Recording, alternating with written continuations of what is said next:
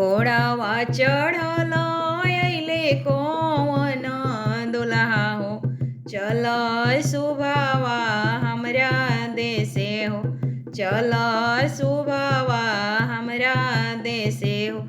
कैसे में चली प्रभु जी रौरा देशे हो।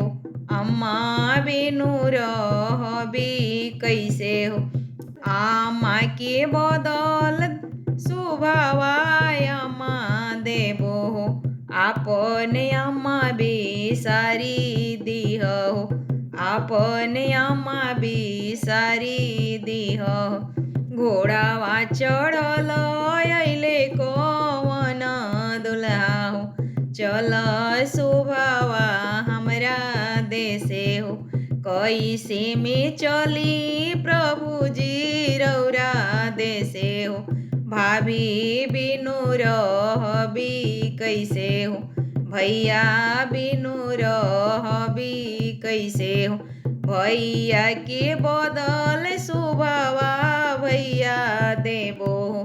भाभी के बदल सुभावा भाभी देबो हो।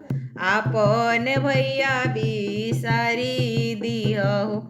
आपन भाभी बिसारी दिह हो। घोड़ावा चढ़ल अइले कौन दुल्हा हो। चल सुभावा हमरा देशे हो।